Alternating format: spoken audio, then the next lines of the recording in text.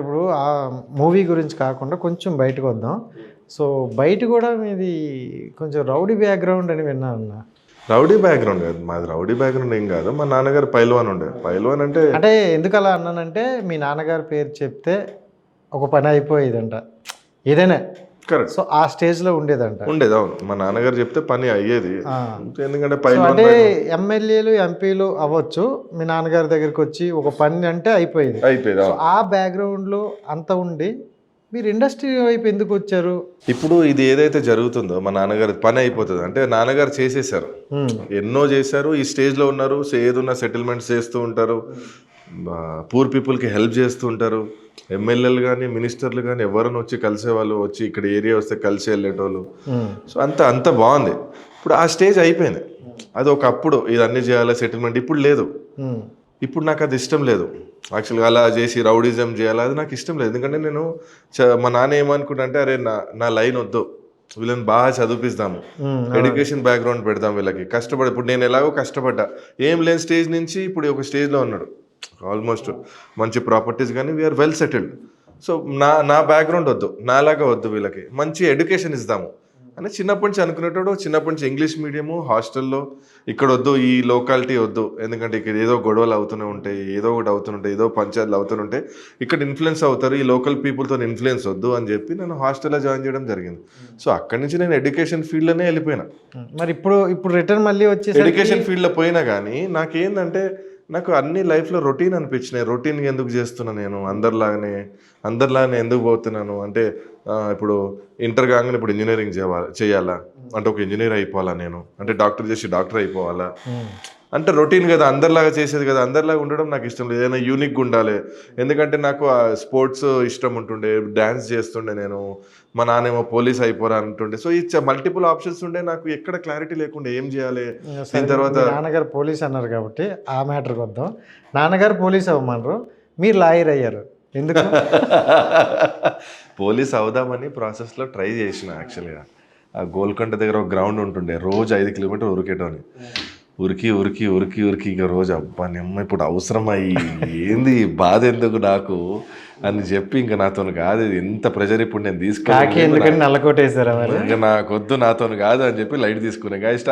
అక్కడి నుంచి ఇక డాడీ దగ్గర నుంచి ఎస్కేప్ అవుతూ తిరిగేటోను అనమాట. తర్వాత ఎల్ఎల్బి లా ఎందుకు చేయాల్సి వచ్చిందని.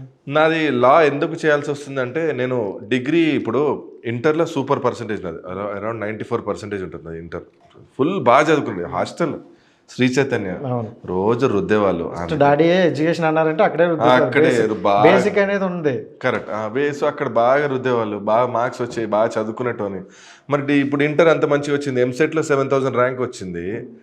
మరి వచ్చి నేను ఇంజనీరింగ్ చేయాలి కదా, ఇంజనీరింగ్ చేయలేదు, నేను డిగ్రీ చేసిన. సో అప్పటి నుంచే క్లారిటీ ఉండవు, డిఫరెంట్గా ఉండాలి. ఒక ఇంజనీరింగ్ చేసి ఇన్ని సబ్జెక్టులు చేసి మళ్ళీ అందరిలాగా ఇంజనీర్లు అయిపోయి ఆ జాబ్ వస్తుందో లేదో తెలియదు. ఆ జాబ్ వచ్చిన సేమ్ రొటీన్ ఫీల్డ్ అని చెప్పి అక్కడ డిగ్రీ తీసుకున్నాను. డిగ్రీ చేసిన తర్వాత మరి డిగ్రీ అయిపోయింది, డిగ్రీలో ఉంటూ మళ్ళీ డిగ్రీలో హాస్టల్ వేశారు నన్ను, మళ్ళీ ఇక్కడ ఇన్ఫ్లుయెన్స్ అవుతాను హాస్టల్ వేశారు.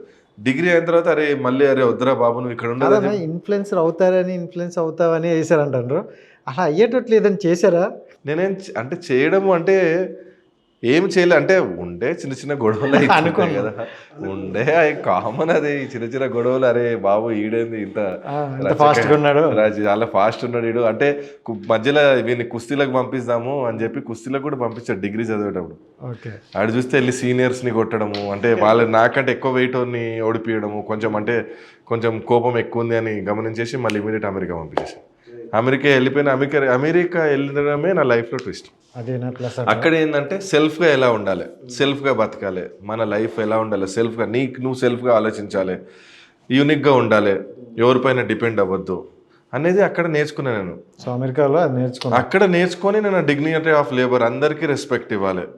ఒక్కొక్కరు ఒక్కొక్క స్టేజ్లో ఉంటారు కానీ అందరికీ రెస్పెక్ట్ ఇవ్వాలి, అందరితో బాగా, మీకు తెలిసిన ఎలా మాట్లాడతాను, అందరితో బాగా మాట్లాడాలి, అందరితో మంచిగా ఉండాలని చెప్పి తర్వాత ఎంబీఏ అయిన తర్వాత ఇక్కడికి వచ్చిన తర్వాత నాకు చదువు ఇష్టం.